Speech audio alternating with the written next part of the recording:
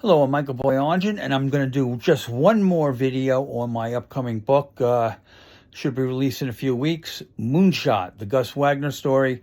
Again, it's the story of my late father-in-law's work as an engineer at Grumman's, along with his brother on the lunar lander, which again landed 12 Americans on the moon. And it's not just about Gus's experiences with the program, but also Jerry and I's experiences with space exploration, astronomy, scientific things.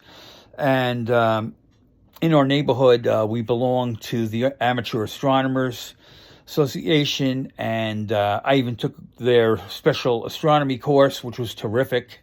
I misplaced the certificate. I wish I had it. I would frame it. Very, very great course, very inexpensive to take it. They'll probably still offer it.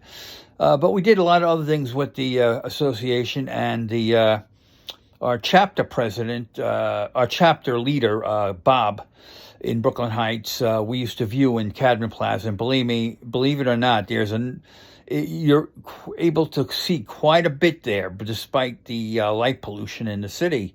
And anyhow, Bob was the mentor, believe it or not, with Neil deGrasse Tyson when Dr. Tyson was a little kid in the Bronx. Bob turned him on to astronomy, and look, now today Dr. Tyson is the fifth smartest person in the world.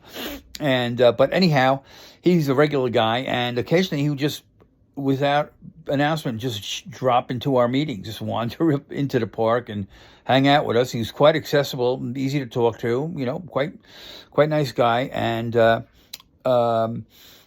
kids loved him. And again, they would debate him. The big debate back then was Pluto a planet or not? Dr. Tyson said, no, it's not a planet. I believe he described it as a satellite or just a plain old space rock, which drove the kids crazy. All the kids believed Pluto had to be a planet, the ninth planet. That's how they grew up, And they also talked about string theory. I believe these are little kids too. Bending the universe for space travel, time travel, and many other things. The real fun stuff that happened, not just for the kids but for the adults, is when Dr. Tyson did his imitation of the planets. And the best one was when he got to Saturn, and he'd stretch his arms out outward from his side, straight out, and then tilt himself at the exact angle that I guess Saturn would be at, and he would say, "I am Saturn," and the kids would go wild, and the adults would be laughing it up too. Anyhow, a lot of fun stuff, and even though it's the city, you can get some good stargazing done.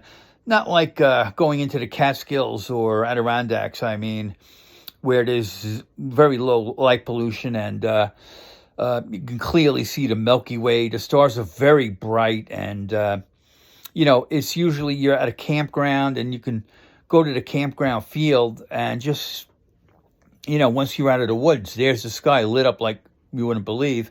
For a fact, the first time Jerry and I saw the International Space Station was in the Adirondacks at Lake Durant. I was giving a star show to the kids that were camping with us, and there it goes. Whoop, you can't miss it. And we've seen it several times before Jerry passed away, flying overhead. You can get from NASA tracking software. It'll tell you exactly when it's going to be going over your house, believe it or not. And anyhow, those are just some of the stories, and hope you enjoy the book.